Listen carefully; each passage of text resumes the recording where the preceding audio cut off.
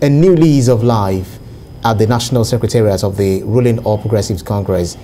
At its National Convention on the 26th of March, a new chairman, Senator Abdullahi Adamu from Nasarawa State, emerged as the new APC National Chairman. The change of baton is now complete as the chairman of the Caretaker and Extraordinary Convention Planning Committee and Governor of Yobe State, Mai Mala Buni, handed over the mantle of leadership to Senator Adamu. Let's share the story by TVC News' Habib Alawal with you. After several postponements, the APC last weekend held its elective national convention at Eagle Square in Abuja. At the end of the exercise, 77 national officers emerged, with Abdullahi Adamu becoming the national chairman of the party, while Iyola Omishori was elected as the national secretary. Majority of them were elected through a consensus list adopted by President Muhammadu Buhari, governors and other leaders of the party. Of the 36 offices in the NWC, only 5 were contested, while the rest emerged through consensus. Newly elected national chairman of the All Progressives Congress, Abdullahi Adamu, has been officially handed the leadership of the party. He urged other executive members to imbibe the virtue of loyalty to the party. Failure is not going to be in our vocabulary from today. We will work for success by the grace of God. If any of you, my colleagues, have any problems with me, please don't begrudge me. Throw it out open. Let me know. I promise you, the spirit of collective leadership, teamwork, I cannot deliver alone. As members of the National Working Committee of this party, you have an Herculean task before you. First, to sustain the gains, and obviously, you know, the task before you is enormous. But that cannot be without problems here and there. But by and large, we have succeeded. We can say we have recorded 70% success. Governor of Yobe State, Mai Mala Buni, who has been at the helm of the party affairs for about 22 months, handed over today. Mai Mala Buni had faced some challenges as the chairman Caretaker Extraordinary Convention Planning Committee of the party in the last few months. The new leadership says it will effect lasting reconciliation among members so as to go into the general election, a united house. Habib Alawal, TVC News, Abuja. Yeah, there you have it. Let me start with you, Shala Jelsi. Well, do you think the new chairman of the APC, Senator Abdullahi Adamu, will hit the ground running? He has no choice. Their presidential and other primaries are just around the corner. And he has to really show leadership. I think they've done a good thing in being able to, despite all the fears, the implosion and all those things, but they've been able to show some level of class in being able to arrive at what we have all seen. There is a new, exco in place. I think the other party has been put on its toes to be able to replicate what we have seen. So I think it's a good thing for him. He has something to really look up to. But he has, like you rightly said, hit the ground running. There is no time for them. There's still a lot of reconciliation. You have to bring a lot of people. There are some people left Eagle Square unhappy. And if you really want to maintain a strong party, you have to make sure that all hands are on deck to face the huge challenge ahead. They have a very hard battle ahead. I know a lot of things to do to convince Nigerians why they can continue. So he needs to really take the bull by the horn and start working. But I think with his pedigree, his experience, former governor, distinguished senator, he has the network. He's actually been in the opposition with also the presidential backing. He has the machine. So I think that he has said he won't disappoint the president. But Senator Abdullahi Adamu, the new APC chairman, said a month ago, I never thought I'll be chairman. So what are the challenges do you see ahead of him? He was given a job to reconcile aggrieved party members. I'm sure that in his heart of hearts, he knows that he failed in that duty. he failed in that duty. All of those major issues remain unresolved. As we speak, there are cases in court in respect of even the conduct of congresses of the party. Right.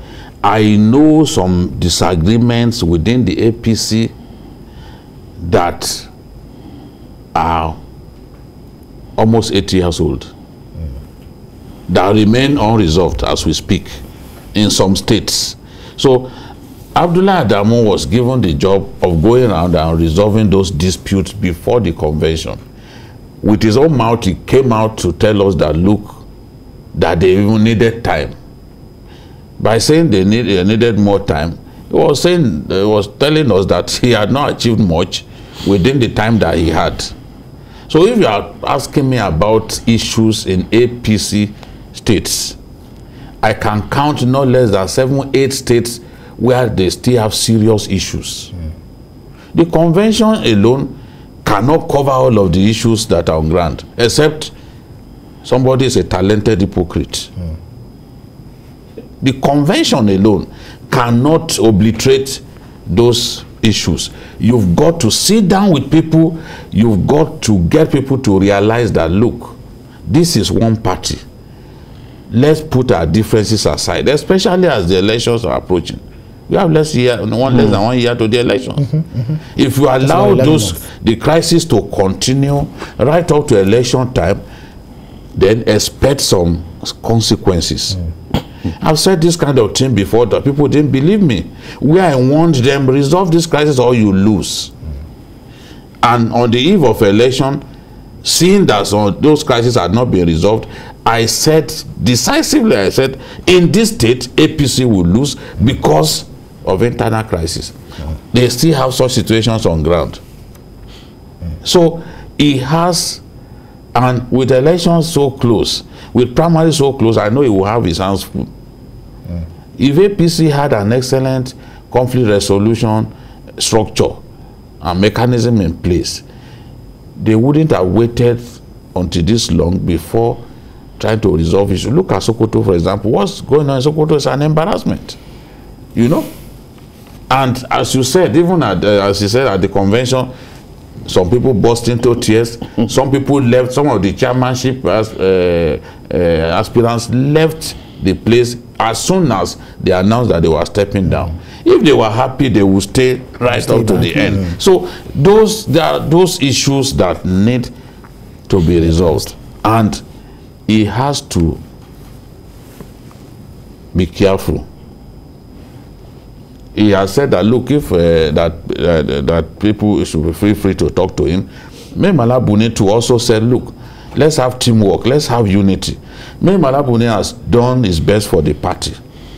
He engineered the re-registration of party members, and they have 41 million people now registered as APC members. He's brought some heavyweights into the party.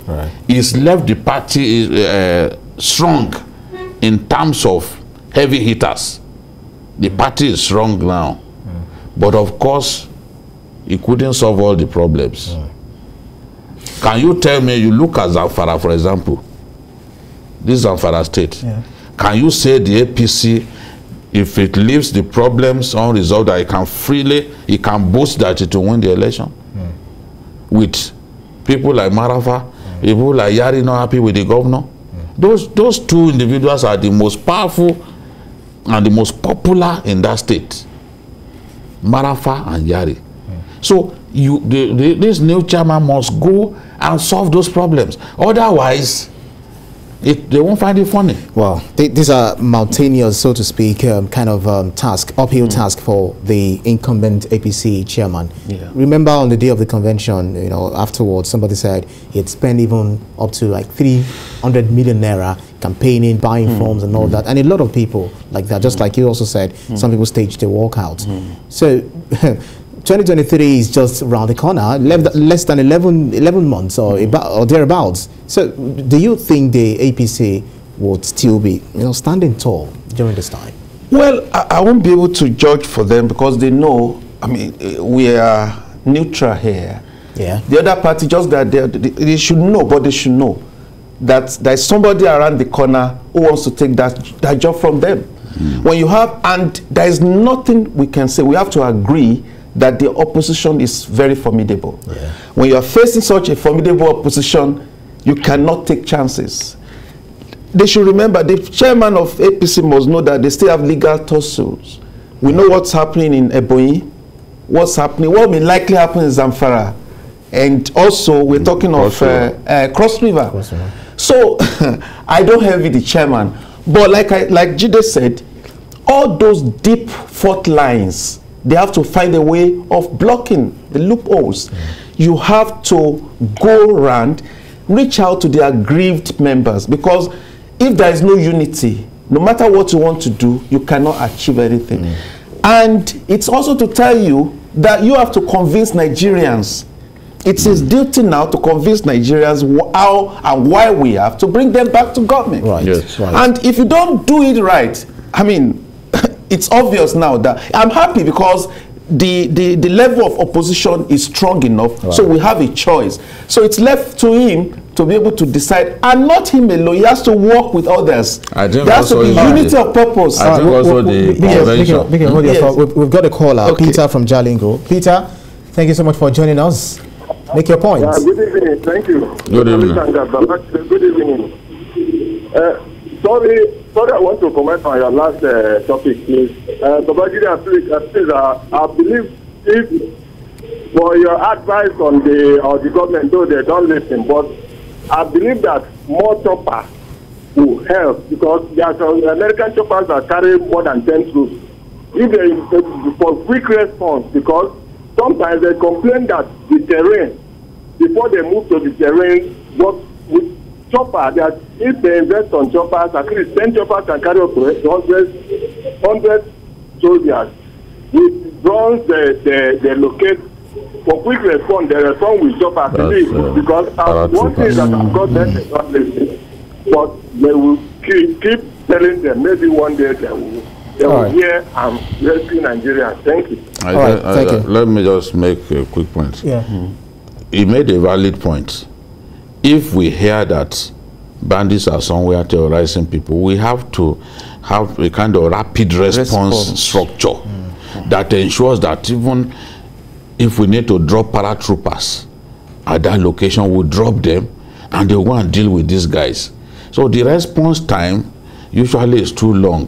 During that time, they will have killed people, they will have moved people into the forest. Look at what happened this time. They are taking people into the forest, and a lot of the people will probably die because they can't walk all the way from that place to Niger. Because they won't keep them in Kaduna there. They are taking them all the way to Niger on foot. So it's not easy. Right, BK, well, let's wrap on our, on our thoughts on the very last topic we're having, the APC. So a lot of candidates. I wanted to add that the presidential primaries of the party is very crucial in determining the future of the party. Let me put that into the question I want to ask you so that you respond to it, simultaneously. So we know that there are consensus candidates. One of them is the chairman. Is it possible that for the primaries they will also want to go for the consensus, candidate for the presidential and other positions? APC has never decided its presidential contest by consensus. APC has never. People is too coveted a position for you to imagine that you can achieve consensus. Even when majority of party members wanted Buhari in 2014, when we wanted power shift to the north, what did we see? Okorocha contested against Buhari. Ndaisaya contested against Buhari. So at the end of the day, it became a contest, not a consensus thing. I don't see the chairmanship, the presidential candidate of APC emerging by consensus. It's too coveted for that to happen. All right, well, unfortunately, the time and they shouldn't be forced on the party. Let them contest. Whoever is strong, let the person win. Let the people choose who will be their standard bearer.